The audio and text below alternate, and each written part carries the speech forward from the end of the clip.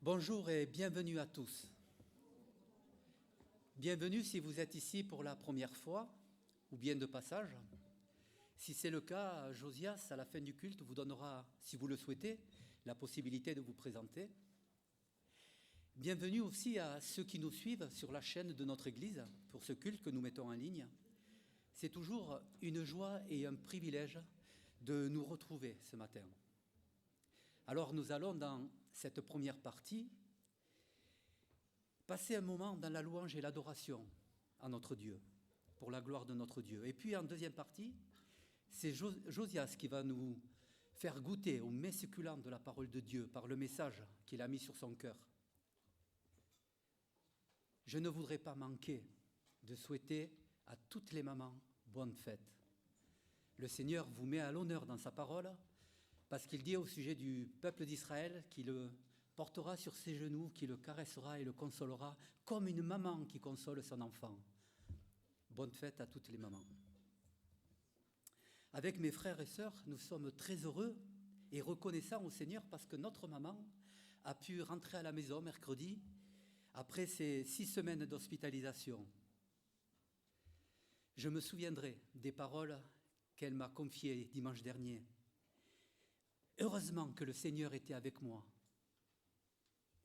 Et c'est comme cela que je voudrais commencer ce culte ce matin, avec un encouragement, peut-être et sûrement le plus beau des encouragements. Il se trouve dans l'évangile de Matthieu, au chapitre 28, la fin du verset 20.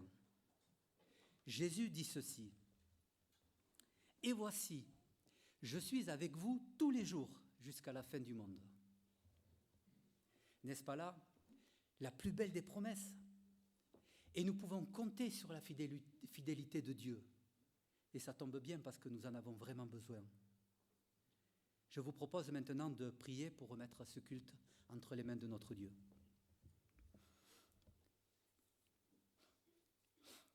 Seigneur notre Dieu, en effet, nous sommes heureux de ta présence.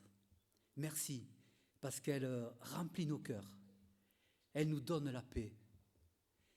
Seigneur, lorsque nous ne te connaissions pas, lorsque nous ne t'avons pas encore remis notre péché, nous étions dans le doute, dans l'incertitude. Mais maintenant, Seigneur, nous sommes dans ta présence et cela est le plus merveilleux des dons.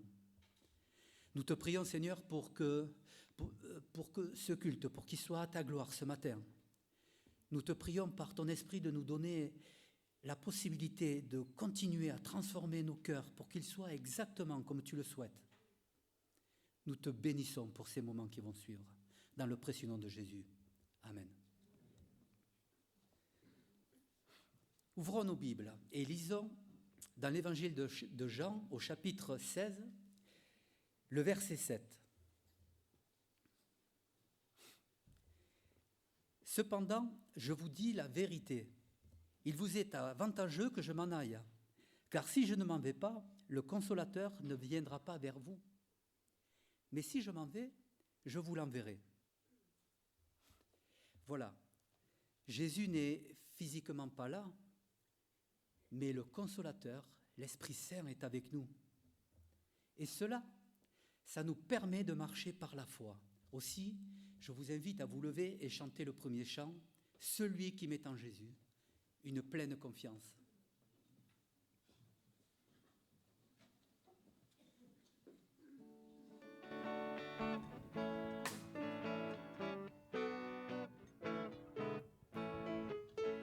Celui qui est en Jésus, une pleine confiance, jamais ne chancelle plus, complète sa délivrance, par la foi nous marcherons, par la foi nous triomphons, par la foi mon Rédempteur me rendra plus que vainqueur.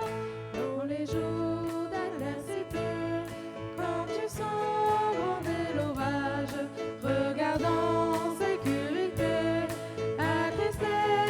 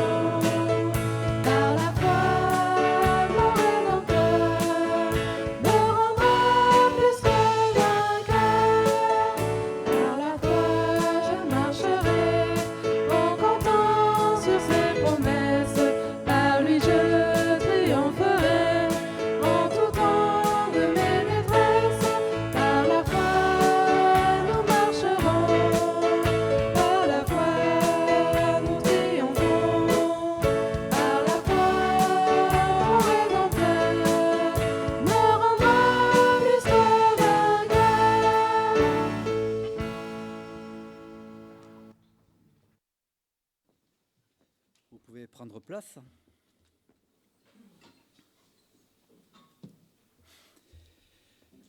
Parmi les innombrables bienfaits de la présence du Saint-Esprit en nous, il y en a un qui nous donne la conscience du libre accès auprès de Dieu. Et ça, c'est une dimension exceptionnelle. C'est ainsi que nous pouvons trouver la paix de sa présence. Aussi, je vous propose à nouveau de vous lever et de chanter 2 autres chants, « Auprès de Dieu et ta bienveillance ».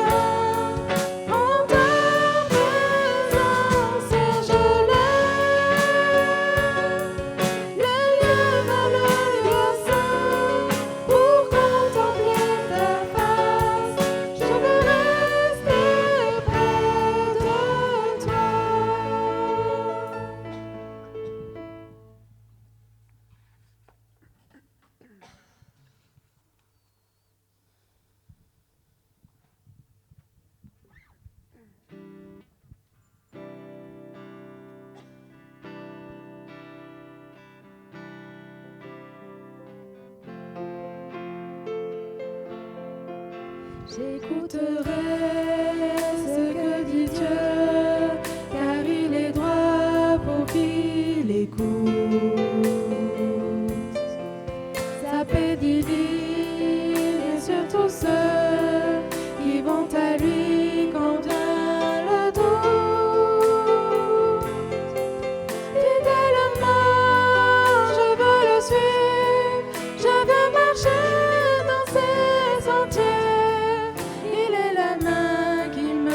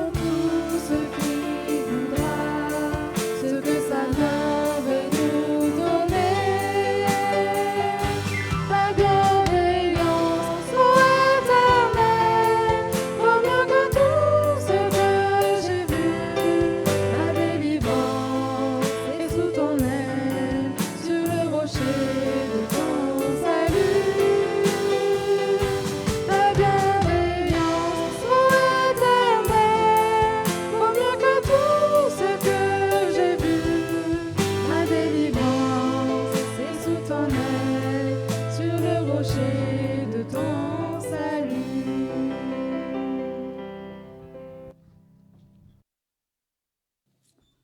Vous pouvez prendre place. Je vous propose maintenant de passer un moment dans la prière à haute et intelligible voix. Prions de façon courte, de façon à ce que plusieurs puissent le faire, et je terminerai.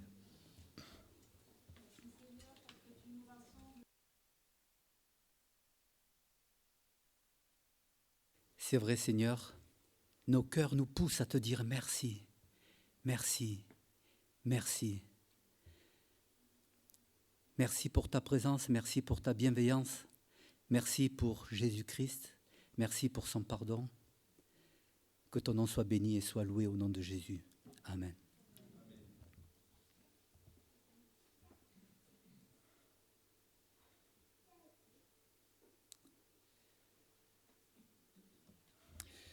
Prenons maintenant le verset qui précède celui que nous avons lu en introduction, c'est-à-dire dans l'évangile de Matthieu chapitre 28, le verset 19. Allez, faites de toutes les nations des disciples, les baptisant au nom du Père, du Fils et du Saint-Esprit, et enseignez-leur à observer tout ce que je vous ai prescrit. Allez, annoncer la bonne nouvelle de l'Évangile, c'est désormais notre devoir sur cette terre.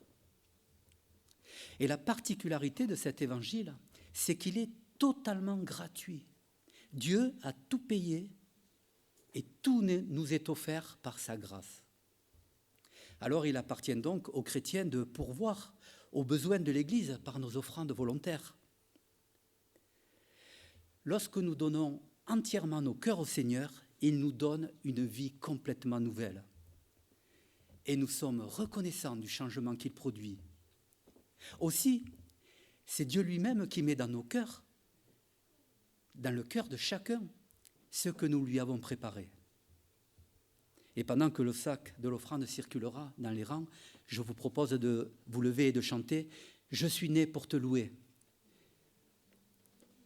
Et c'est la relève qui passera dans les rangs pour recueillir l'offrande.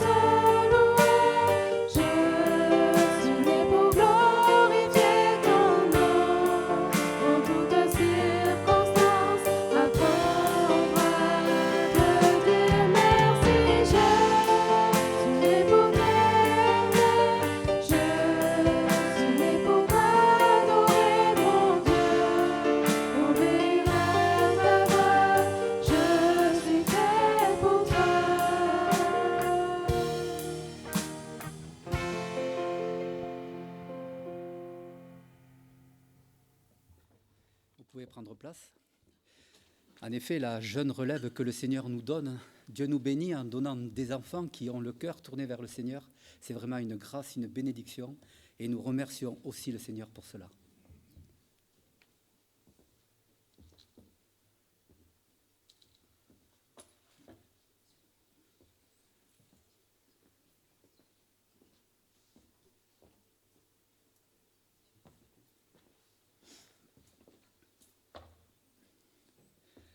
Nous allons prier pour remercier Dieu pour les offrandes. Seigneur notre Dieu, nous te bénissons parce que, voici, tu nous permets d'annoncer l'évangile qui nous a touchés, qui nous a donné la vie, et nous voulons le proclamer parce que c'est ce qu'il y a de meilleur dans la vie de chacun, dans la vie de tout être humain. Seigneur, nous te bénissons parce que tu pourvois aux besoins. Merci pour cette offrande qui va servir à ton œuvre sur cette terre pour l'avancement de ton règne. Nous te demandons à nos dirigeants de l'utiliser de façon sage afin qu'elle soit pour ta gloire. Au nom de Jésus. Amen.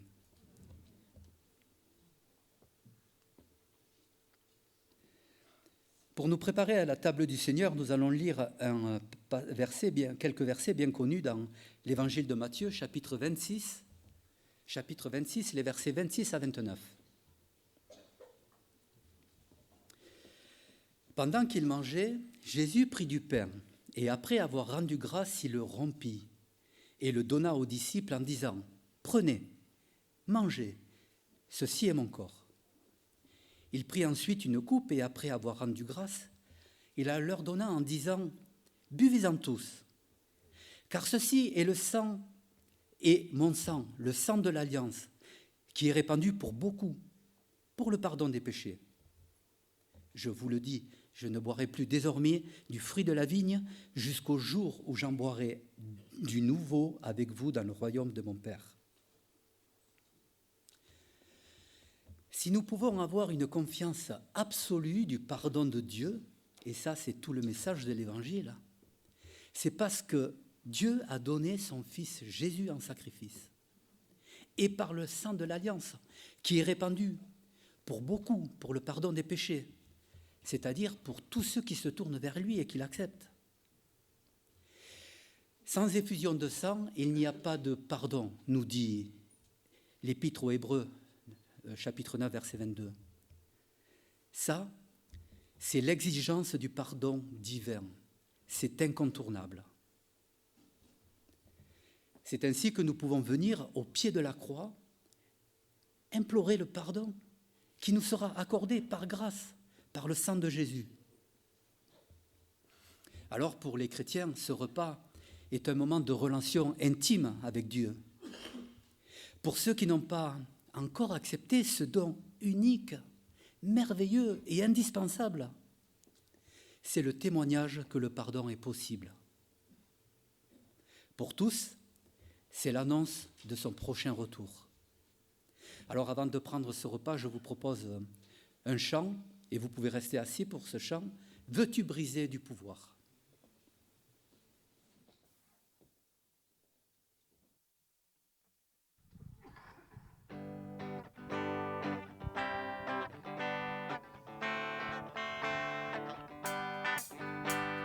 Veux-tu briser du péché le pouvoir? La force est en Christ, la force est en Christ. Si dans ton cœur tu veux le recevoir, la force est dans le sang de Christ. Deviens fort, fort, oui plus que vainqueur, par le sang de Jésus. Deviens fort, fort, oui plus que vainqueur, par le sang de Jésus, mon sauveur.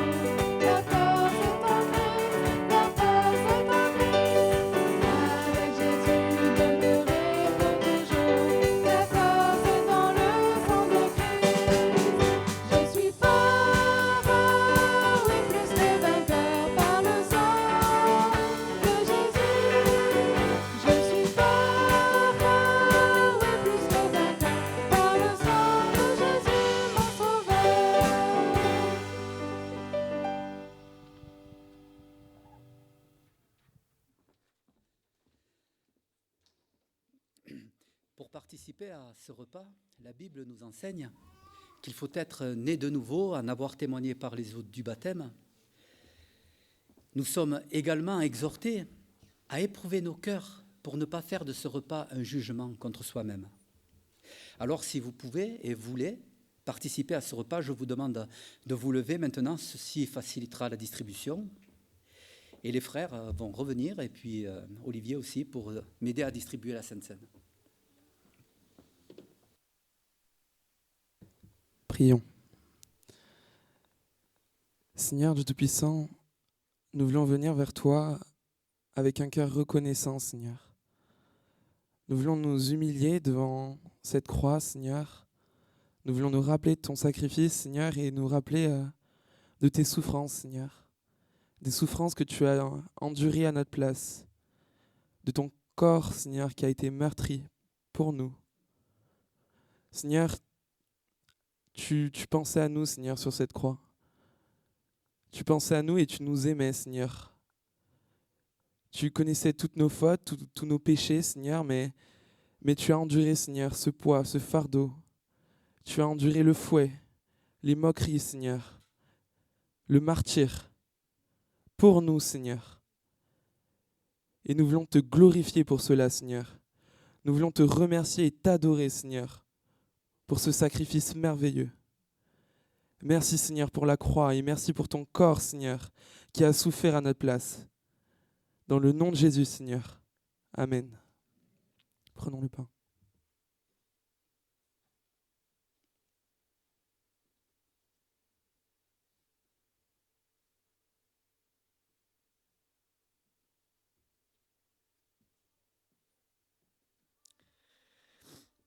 Oui, Seigneur, c'est vrai, nous voulons prendre aujourd'hui ces éléments humblement, Seigneur.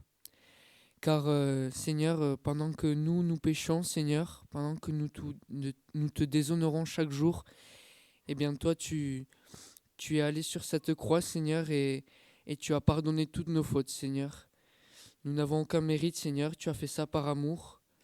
Et on veut, Seigneur, réaliser que ces éléments représentent ton corps pour le pain, Seigneur, et ton sang qui a coulé sur la croix pour le vin, Seigneur. Et on veut les prendre, Seigneur, pour proclamer que tu nous as pardonné, Seigneur, que tu nous offres la vie éternelle, que nous avons le salut en toi, Seigneur, et que nous annonçons fièrement ton retour.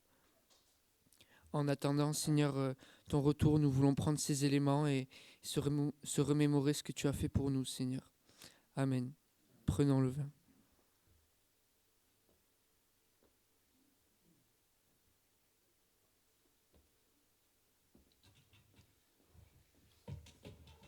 Pendant que nos frères ramassent les coupes, je vous invite à vous lever tous et nous allons chanter « Seigneur par la clarté ».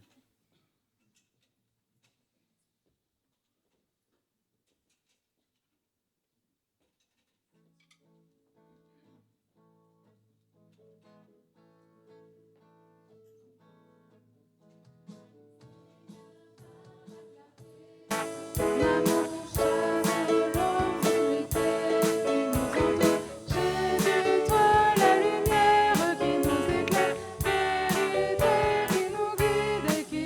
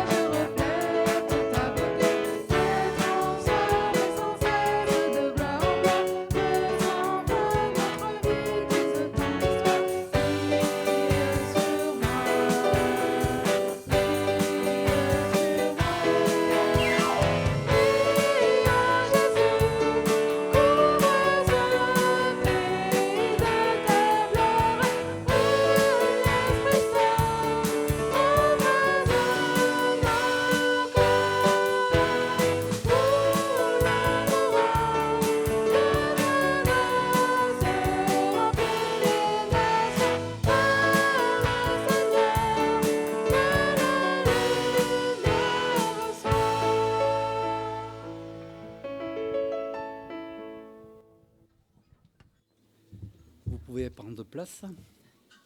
Parmi les mamans, ce matin, il y en a une qui fête son anniversaire aujourd'hui. Alors, je vais laisser l'honneur à Josias de dire qui c'est tout à l'heure. Voilà. On en est où? Oui, les enfants, est-ce que vous allez monter dans vos classes respectives? Il n'y a pas classe? Super, vous restez avec nous. Il y a classe ou non? Ah, il y a classe. Vous allez aller dans vos classes alors.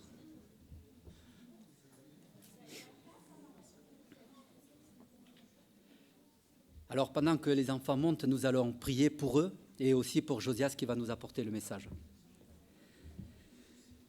Seigneur notre Dieu, nous sommes reconnaissants de tout le bien et bien-être que tu nous apportes.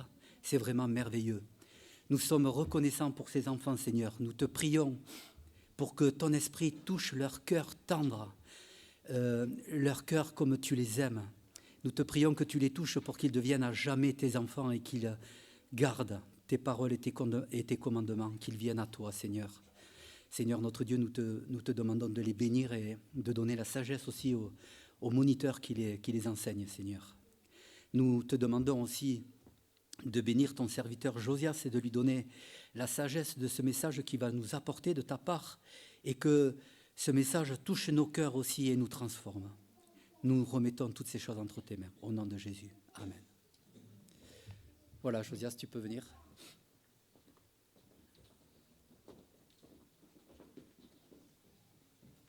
Bonjour à chacun, à chacune.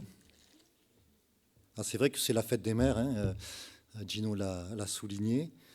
Et c'est vrai aussi, comme il a dit, que la parole de Dieu met à l'honneur les mamans. Et en plus, hein, ces jours-ci, là, nous avons eu la grande joie d'accueillir des petits bébés. Hein, et c'est quand même extraordinaire parce que ça fait... En quelques semaines, là, on a eu 3 naissances. Il y en a encore une à venir. Et alors, il y en a un qui est là aujourd'hui parmi nous et il est beau. Hein. Je ne sais pas si vous l'avez vu, mais vraiment. Hein. Et c'est quand même une grâce du Seigneur. Hein. C'est vraiment quelque chose qui est extraordinaire. Et puis, en pensant à cela, hasard du calendrier. Les informations, les actualités mettaient en avant en fait le manque de naissances. Voilà. Et puis même dans certains pays, c'est assez dramatique. En France, c'est aussi assez inquiétant. Voilà, il y a de moins en moins de naissances dans les pays industrialisés, dans les pays occidentaux, et même ça s'étend aussi dans d'autres régions du monde. Voilà. Et je lisais un article là-dessus, et l'éditorialiste prenait une parole ou une étude de Pierre Chaunu, je crois que c'est lui, un historien. Pierre Chaunu, peut-être. Merci. Chaunu, merci. Pierre Chaunu, un historien, qui en fait a fait des études sur ce qui s'est passé en Amérique lorsque les Européens ont envahi le continent. Et donc, il y avait des massacres, il y avait aussi des maladies qui étaient introduites, et puis donc les personnes là sur place n'étant pas immunisées, eh bien, attrapaient ces maladies. Il y avait beaucoup de mortalité, à tel point que eh bien, la population, petit à petit, eh bien, a tout fait pour ne plus avoir d'enfants. Et l'historien estimait à environ 90% de la population qui avait ainsi été éliminée à cause de cette crainte, en fait. Et il se disait, mais alors, on est envahi, il y a des massacres, et puis on attrape des maladies, on est donc abandonné des dieux. Et l'éditorialiste faisait le parallèle avec notre temps, où il y a une inquiétude, où il y a un pessimisme. On parle aussi d'éco-anxiété, parce qu'avec tout ce que l'on entend sur le réchauffement climatique, etc., eh bien, il y a vraiment une anxiété qui est là, et qui fait que les gens eh bien, n'ont plus envie d'avoir des enfants. Ils sont tellement inquiets qu'ils n'ont plus envie d'avoir des enfants. Mais je me disais, pour le chrétien, ça, c'est pas possible. Déjà, la parole de Dieu nous annonce ce qui va se passer, et on n'est pas étonné. Et on n'est pas du tout étonné, puisque Dieu nous prévient dans sa parole. Et puis, on sait aussi que notre Dieu est là. Et je voudrais vous lire un premier texte ce matin. Dans Hébreux, au chapitre 11, on va juste lire le verset 11. C'est par la foi que Sarah elle-même, malgré son âge avancé, fut rendue capable d'avoir une postérité parce qu'elle crut à la fidélité de celui qui avait fait la promesse. Et ce que je voudrais mettre en avant ce matin, c'est la fidélité de notre Dieu. Alors c'est un sujet qui me tient à cœur parce que je trouve qu'il est tellement encourageant. Alors j'ai regardé, parce qu'il ne faut pas toujours parler de la même chose, forcément. Donc j'ai regardé dans les prédications là, pour voir si ce sujet avait été traité récemment. En fait, on peut dire que la dernière fois qu'il a été traité, c'était il y a 5 ans. Donc voilà, on peut en reparler. Et puis c'est tellement bon de pouvoir fixer les yeux sur notre Dieu et de le contempler. Et notre Dieu est un Dieu fidèle. C'est par la foi que Sarah fut rendue capable d'avoir une postérité parce qu'elle crut à la fidélité de celui qui avait fait la promesse.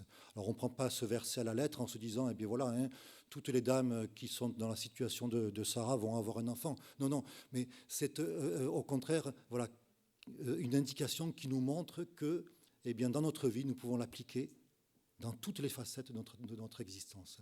Voilà, nous reposer. On pourrait même paraphraser, nous croyons en la fidélité de celui qui a fait les promesses. Parce qu'il y a tellement de promesses que Dieu nous donne que c'est bon de pouvoir nous les rappeler en sachant qu'elles sont vraies. Et je voudrais juste ce matin, trois parties dans ce que je vous propose comme méditation. Premièrement, la fidélité, qu'est-ce que ça change concrètement, la fidélité de Dieu, qu'est-ce que ça change dans ma vie, dans mon quotidien.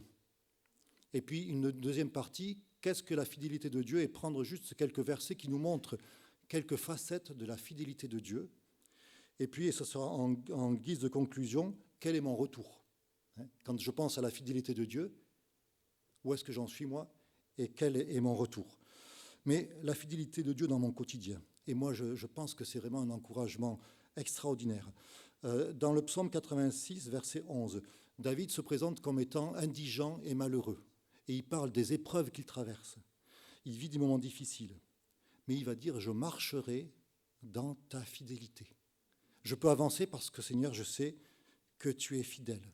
Et c'est ce qui nous permet, peut-être que vous entendez au sujet des enfants, cette réflexion des fois, bon, tu as des enfants, toi, avec tout ce que l'on entend, mais presque, alors on ne le dit pas comme ça, mais tu es inconscient. Non, pas du tout. Je suis tout à fait conscient du monde qui m'entoure, parce que Dieu m'en parle. Mais je suis encore plus conscient que mon Dieu est un Dieu fidèle et que je peux marcher dans sa fidélité. Et c'est sur lui que je m'appuie et c'est sur lui avec lui que je peux avancer. Le verset 23 de Hébreux au chapitre 10. Retenons fermement la profession de notre espérance, car celui qui a fait la promesse est fidèle.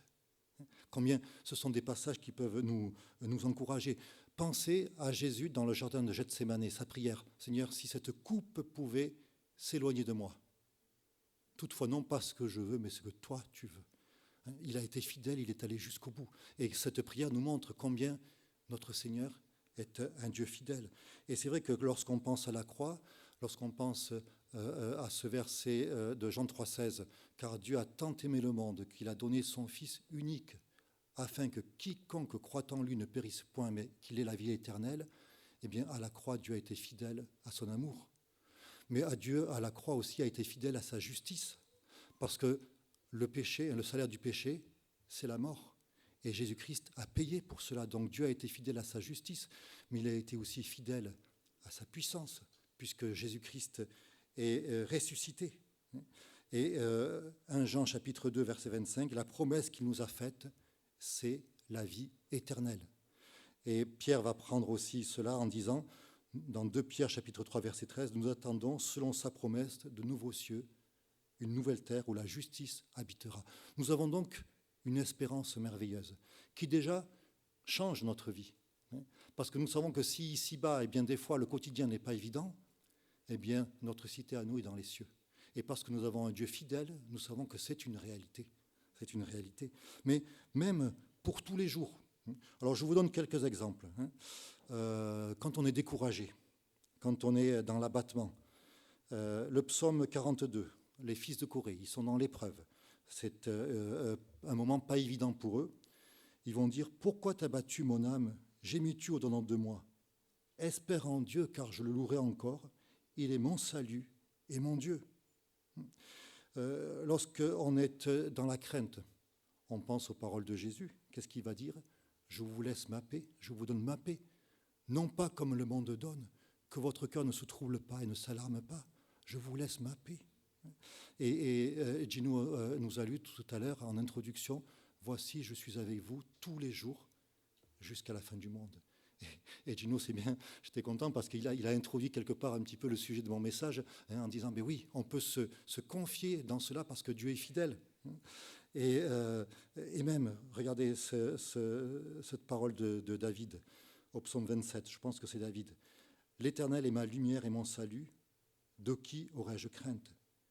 L'Éternel est le soutien de ma vie, de qui aurais-je peur? Et il y a cette parole aussi, une mère abandonnerait-elle son enfant? En l'air de dire, mais non, c'est pas possible.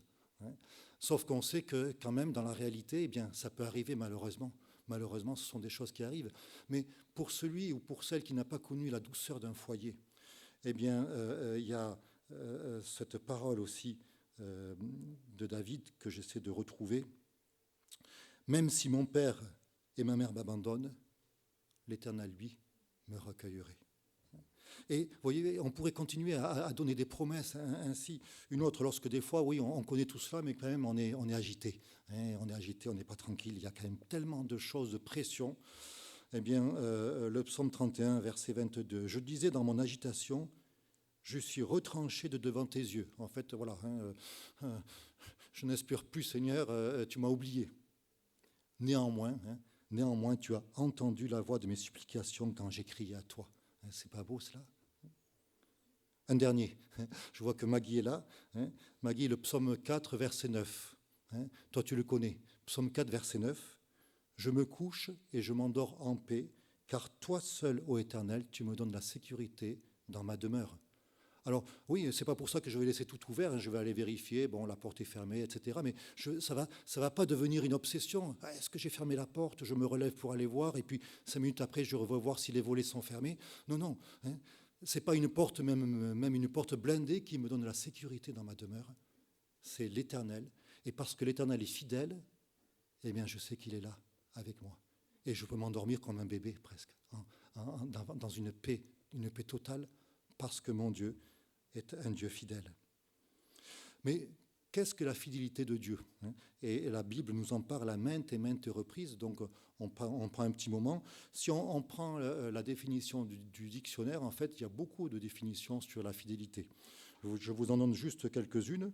C'est quelqu'un qui est attaché à quelque chose, par exemple, fidèle à un principe. C'est aussi quelqu'un qui est constant dans ses sentiments, par exemple, un ami qui est fidèle. Et cette amitié ne va pas s'étioler en fonction des circonstances. L'ami, c'est un véritable ami, donc il est fidèle. C'est aussi un récit qui est conforme à la réalité, la fidélité d'un récit. Bien sûr, dans le couple, c'est aussi le fait d'être fidèle à son conjoint, de ne pas commettre l'adultère. Et presque, quand on dit cela, on est considéré comme des extraterrestres. Tellement aujourd'hui, c'est quelque chose qui est courant. Et puis aussi la fidélité de la mémoire, quelque chose qui n'est pas altéré avec le temps. Mais quand on prend ces définitions, quelque part, ça peut aussi être un petit peu abstrait. Ce qu'il y a de beau dans la parole de Dieu, c'est que le Seigneur nous donne des images qui nous aident à comprendre la fidélité. Je vous en cite quelques-unes. Le psaume 36 et le verset 6. Ouais, vous l'avez. Éternel, ta bonté atteint jusqu'aux cieux, ta fidélité jusqu'aux nues.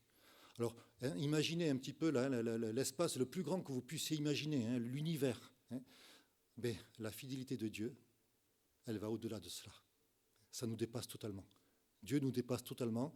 Ses attributs aussi, la fidélité de Dieu, nous dépasse totalement. Lorsque je contemple mon Dieu, qu'est-ce que je vois? Le psaume 89, verset 9. Éternel, ta fidélité t'environne. Voilà. Je suis conscient de ma position en Christ, dans le cœur même de Dieu. Je contemple mon Dieu, je vois sa fidélité.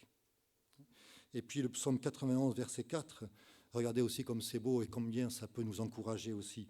Psaume 91, verset 4, « Il te couvrira de ses plumes et tu trouveras un refuge sous ses ailes.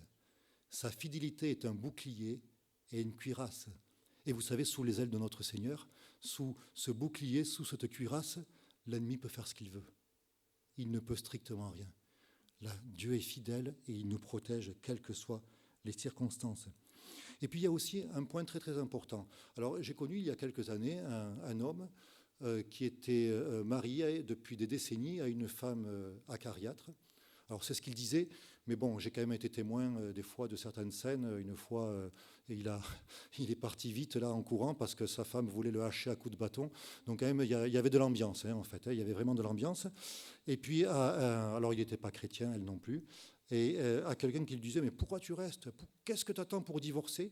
Il a dit, mais lorsque je me suis marié, j'ai donné ma parole et je suis fidèle à ma parole. C'était bien, hein, c'était une bonne chose. Sauf qu'il manquait quand même un élément important. Alors bon, il faut aussi dire que son épouse avait beaucoup d'argent, ça expliquait aussi un petit peu les choses. Hein. Mais bon, si on se fie juste à sa parole, c'était quand même une bonne chose. Sauf que, en fait, qu'est-ce qui était absent dans ce couple? L'amour. L'amour n'était pas là. Et quand on regarde la définition, quand on regarde les passages qui nous parlent de la fidélité de Dieu, il y a énormément de passages qui sont associés avec son amour, avec sa bonté. Regardez, Psaume 85, verset 11. La bonté et la fidélité se rencontrent, la justice et la paix s'embrassent. Et là, presque, on a une description de notre Seigneur Jésus-Christ. La bonté et la fidélité se rencontrent, elles sont ensemble. Le psaume 89, verset 15. La justice et l'équité sont la base de ton trône, la bonté et la fidélité sont devant ta face. Encore une fois, quand je contemple mon Dieu, je vois sa bonté pour moi et je vois sa fidélité. Et je vous cite aussi le psaume 40, verset 12. Toi, Éternel, tu ne me refuseras pas tes compassions, ta bonté et ta fidélité me garderont toujours.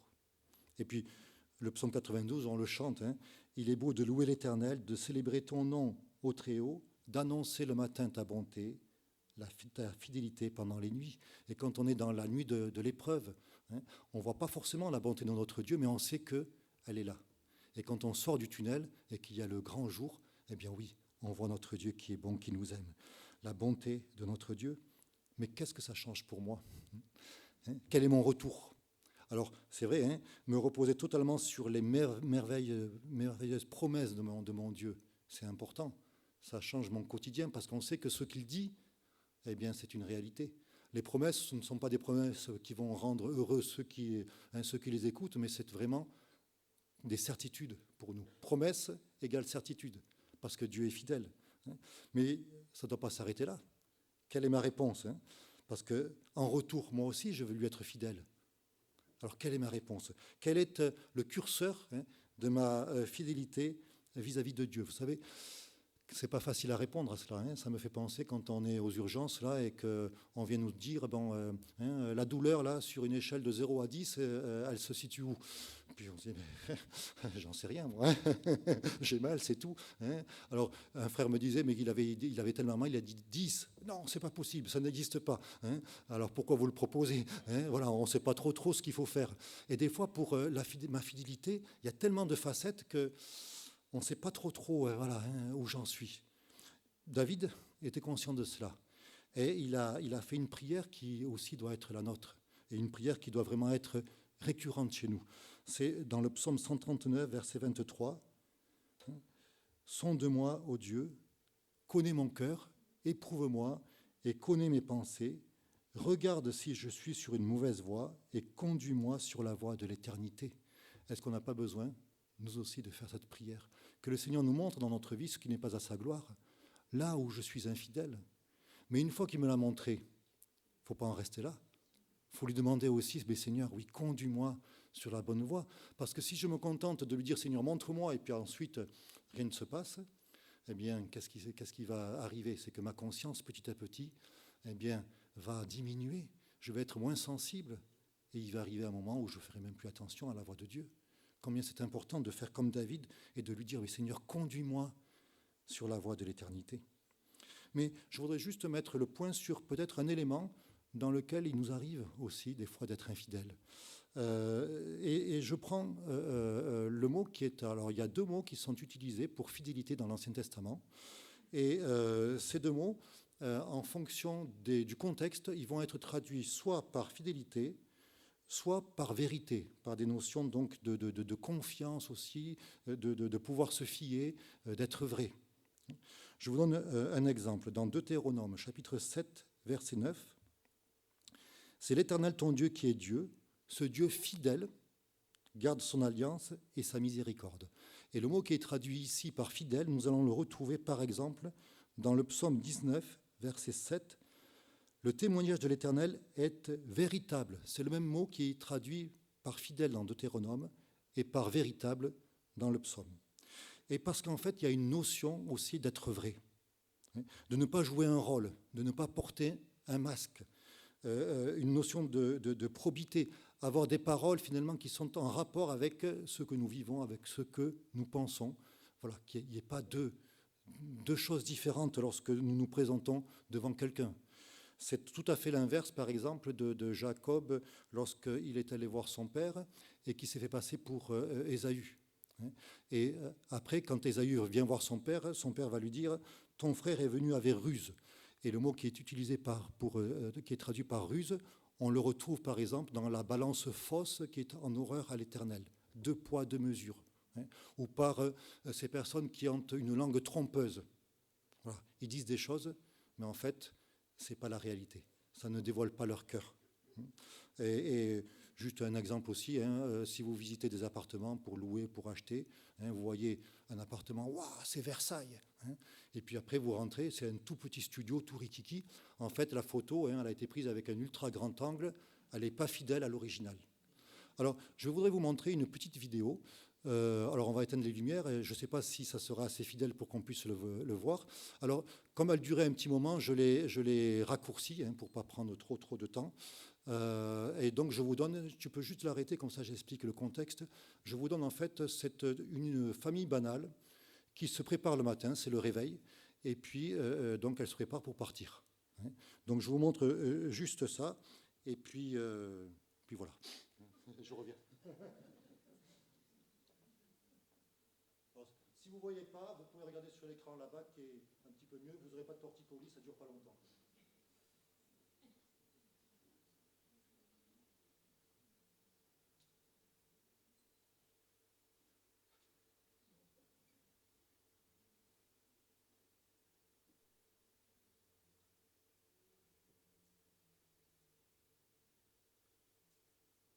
Normalement une musique, mais bon.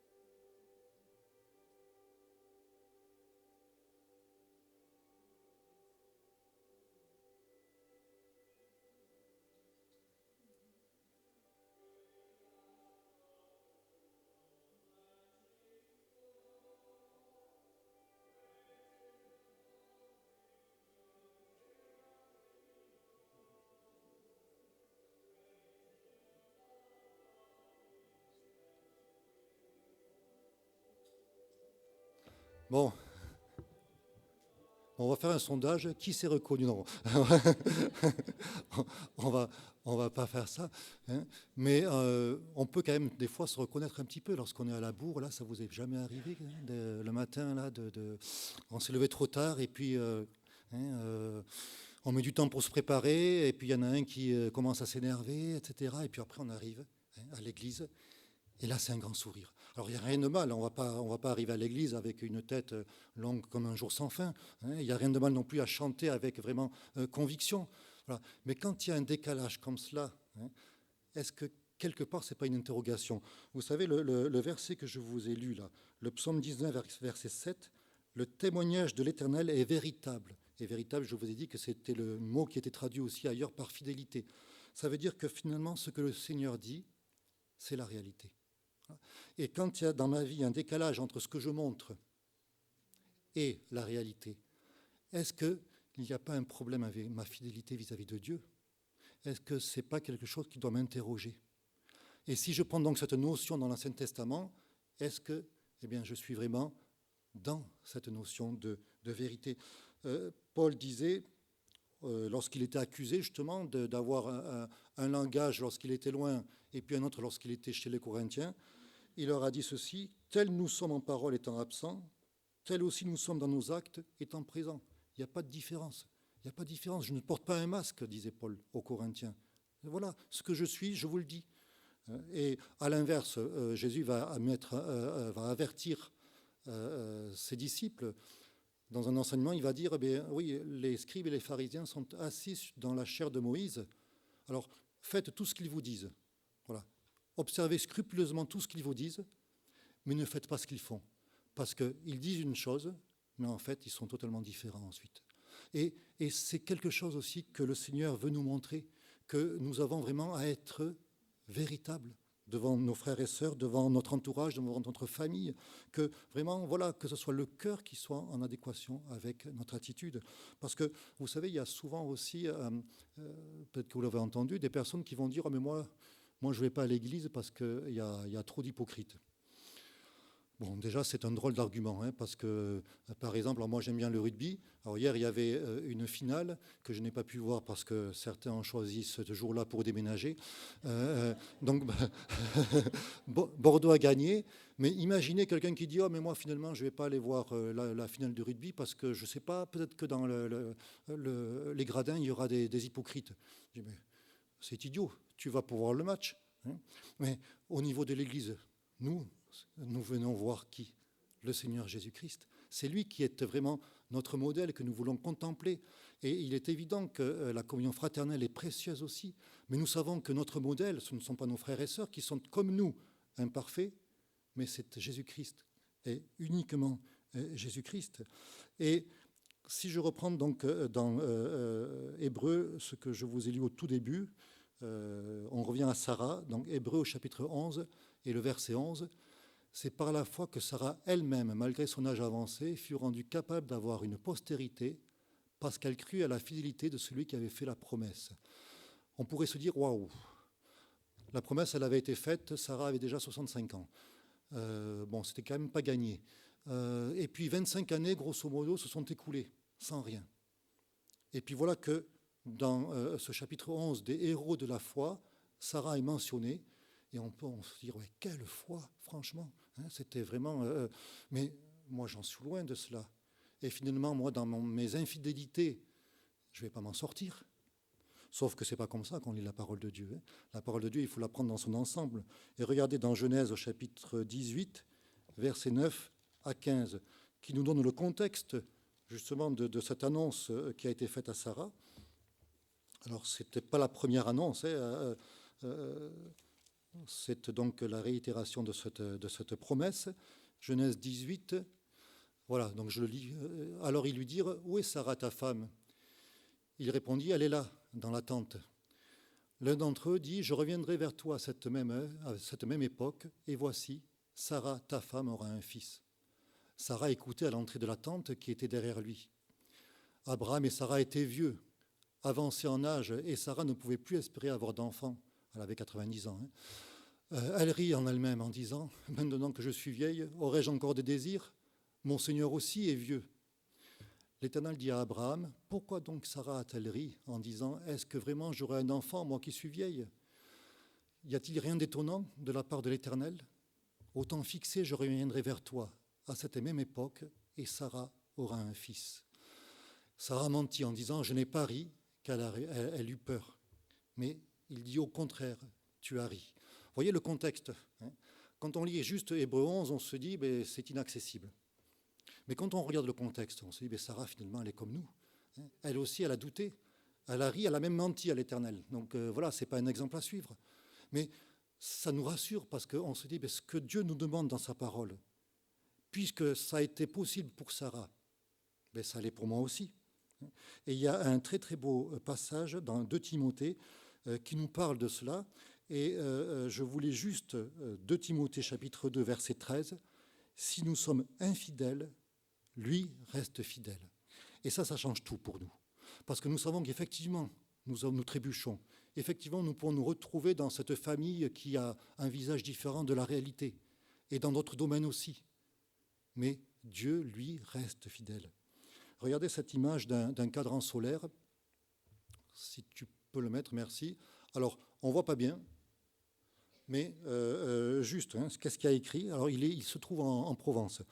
Sans le soleil, je ne suis rien. Forcément, un cadran solaire sans soleil, on ne voit pas trop à quoi ça sert. Et le cadran nous parle, il dit, « Et toi sans Dieu, tu ne peux rien. Toi sans Dieu, tu ne peux rien. Ton infidélité sans Dieu, elle continuera. » Mais avec Dieu, parce que lui demeure fidèle, tout est possible. Pourquoi? Parce que lui, il est fidèle, il est la source de la fidélité. Et il veut vraiment que nous puissions marcher à sa suite. Mais il faut aussi que nous ayons ce désir. Seigneur, oui, viens changer ma vie, viens changer mon cœur parce que je veux être fidèle, moi aussi. Et le fruit de l'esprit, dans Galates 5, le fruit de l'esprit, c'est, aidez-moi, l'amour, la joie, paix, la bienveillance et la douceur, la fidélité. Le fruit de l'esprit, entre autres, c'est la fidélité. Donc cette fidélité, elle ne vient pas de moi, elle vient de lui. Et quand ça nous parle de la communion que je peux avoir avec lui. Mardi dernier, nous avons notre étude biblique et notre frère Georges nous a cité cette parole de Jean-Baptiste. Il faut qu'il croisse, qu'il grandisse et que moi, je diminue. Il faut que, Seigneur, tu grandisses en moi et que moi, je diminue. Et les premiers chrétiens persévéraient dans l'enseignement des apôtres, dans la fraction du pain, dans la communion fraternelle, dans la prière. Ça nous montre l'importance aussi de se retrouver entre frères et sœurs. Et puis l'enseignement des apôtres, nous l'avons consigné aussi ici. Et combien c'est important de nous plonger dans la parole de Dieu pour contempler notre Dieu et être ainsi, comme le dit donc Paul dans 2 Corinthiens, chapitre 3, verset 18. C'est un passage, le cadre, c'est vraiment la lecture de la parole de Dieu. Et il va dire ceci, « Nous tous qui sans voile sur le visage, contemplons comme dans un miroir la gloire du Seigneur, nous sommes transformés à son image de gloire en gloire par l'Esprit du Seigneur. » Notre Dieu est fidèle. Quand je le contemple, je suis transformé et je deviens aussi, sa fidélité devient ma fidélité. Et vous connaissez l'histoire de Josué qui est tremblant parce qu'il prend la suite de Moïse à un moment charnière du pays d'Israël, de l'histoire du pays d'Israël, puisque c'est la conquête de la terre promise. Et il va dire ceci au chapitre 1, versets 7 et 8, que ce livre de la loi ne s'éloigne point de ta bouche, médite-le jour et nuit pour agir fidèlement dans tout ce qui est écrit. C'est alors que tu auras du succès dans ce que tu entreprendras. Tu veux agir fidèlement, Josué? Médite ce livre de la loi.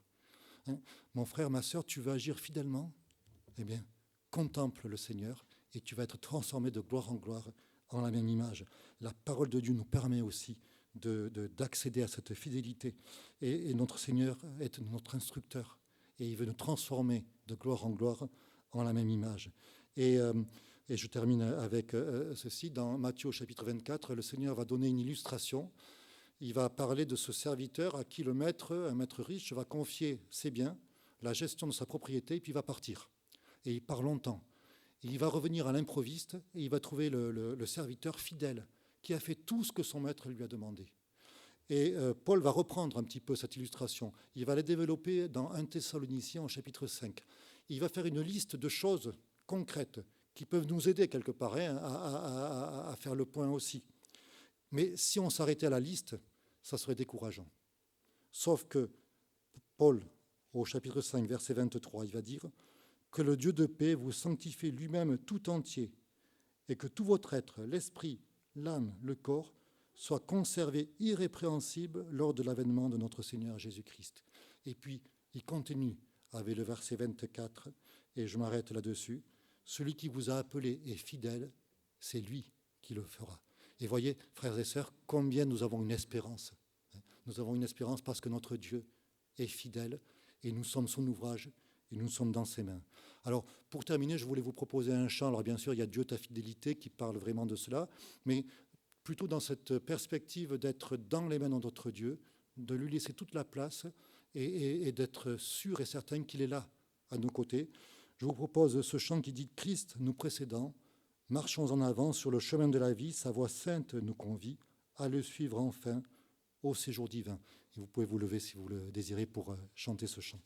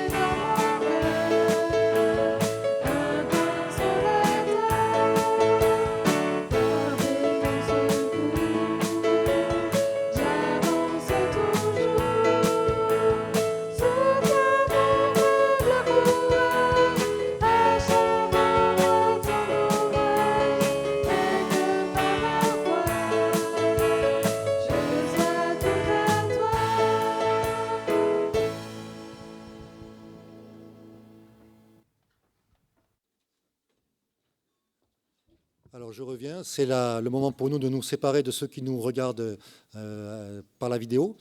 Et vous avez juste sous la vidéo le lien pour le site, et sur le site vous avez toutes les coordonnées pour pouvoir nous contacter. Voilà.